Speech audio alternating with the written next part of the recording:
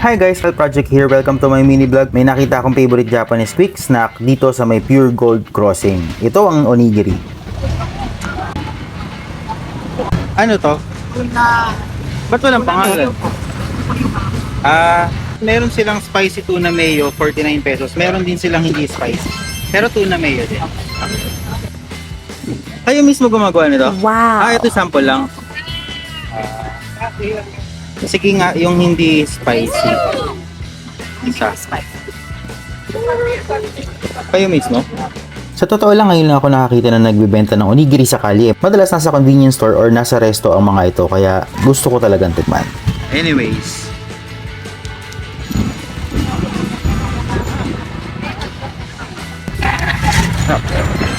Everyday kayo nandito? Yes. Puro tuna, no? Wala yung pangalan dito. Ano laglag? Ano pang ibang product nyo? Puro onigiri lang.